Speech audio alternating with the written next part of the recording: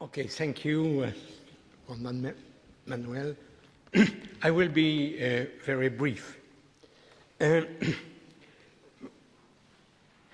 I shall talk about beauty, because the paragraph 12 is the first and the only place in the manifesto where the word beauty is used, applied to landscape. However, beauty is probably the most common word uttered by people who speak about landscape, or rather, when they voice their opinion about a fragment of country, of land, of countryside, which they think is or is not a landscape. Why then such restraint on the part of the writers of the manifesto regarding this word of beauty? Because they know that the idea of beauty poses complex problems in the modern consciousness. I shall put aside that notion which in French is expressed by the saying, taste and colors cannot be argued. I say that, I put this aside because that's not how I see this question. Between a poor chromo, a poor quality color print like this one, and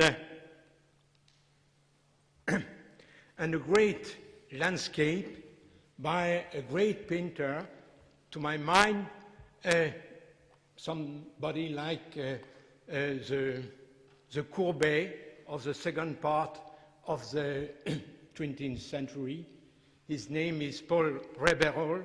I hope you will discover his work. He is there.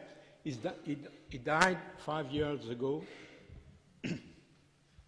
And between a chromo and those great paysages, or between an ordinary blockbuster or Pickpocket by Robert Bresson or Eye Wide Shut by Stanley Kubrick, there is indeed, in my opinion, a radical difference in aesthetic values.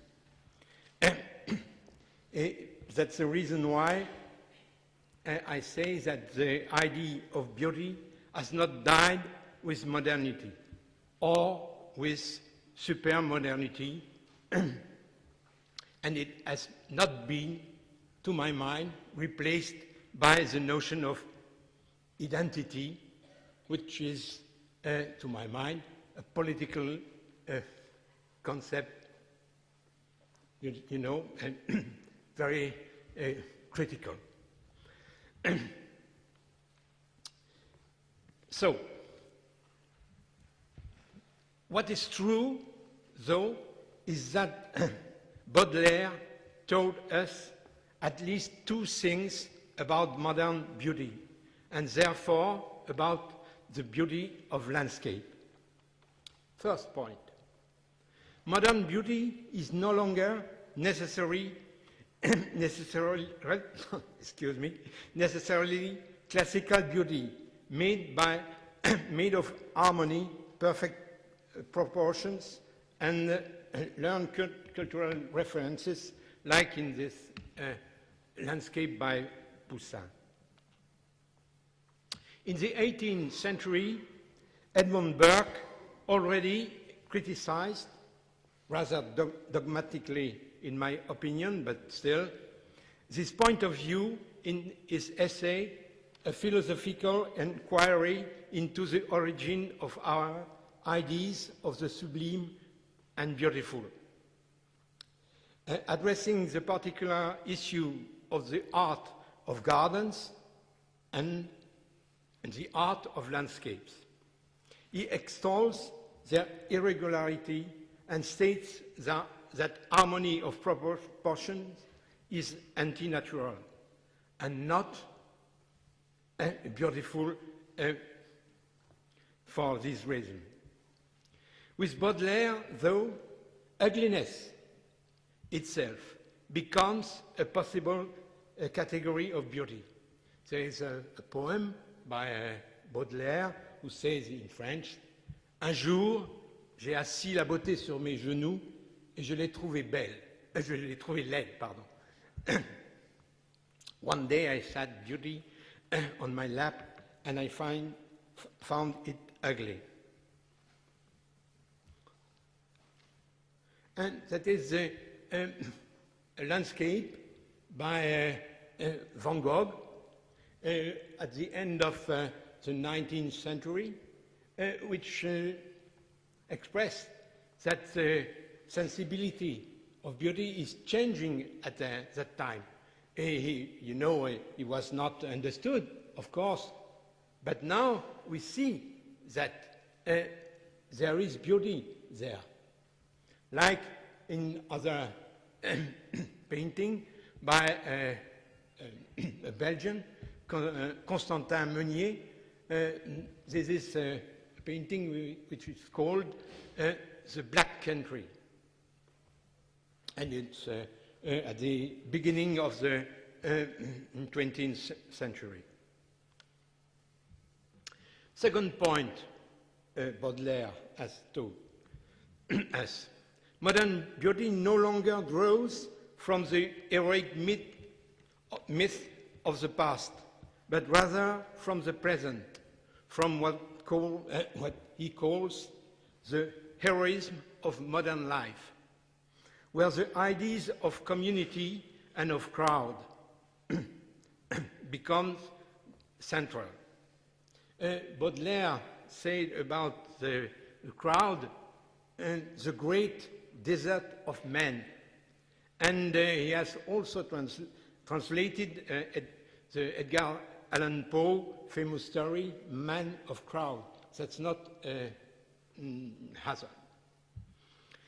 Modern beauty, he states, Baudelaire, consists in, I quote him, drawing the eternal from the transitory, thus privileging, first, the instantaneous, a word which was for a long time used in French to refer to the photography, who was invented at the period of Baudelaire.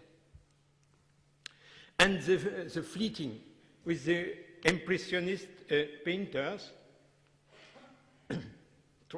they tried to fixate.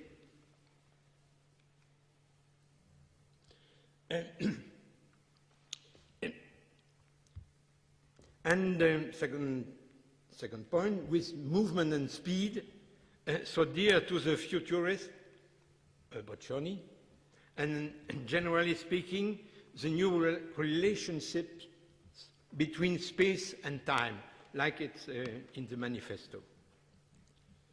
Nonetheless, what Baudelaire could not anticipate, but American artist Robert Smithson was able to see in the 60s and the 70s with his anthropic landscapes, is the emergence of new environmental paradigms within the realm of contemporary landscape values of beauties. Of course, like in Asphalt Rushdown, a polluted place can be a beautiful landscape, as remarked by my old friend Bernard Lassus. But I think also that the biodiversity, for example, participates to the beauty of the land. And then we are now confronting with the necessity of fighting pollution and the production of greenhouse gases respecting ecosystems, protecting biodiversity and the survival of the planet at large. In other words, and those are words of art, because landscape is connected with art.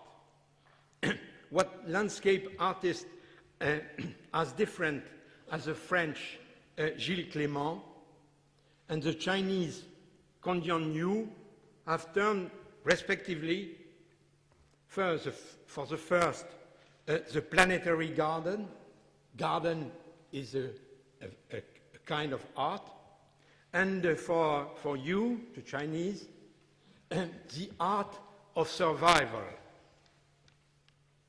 These are the comments I have to the manifesto, to the point 12. And I should point out that we must delve into it and explain it so as to make the general public understand its importance. For without them, this manifesto, however pertinent it may be, and it is, for my mind, would be nothing but wishful thinking. Thank you.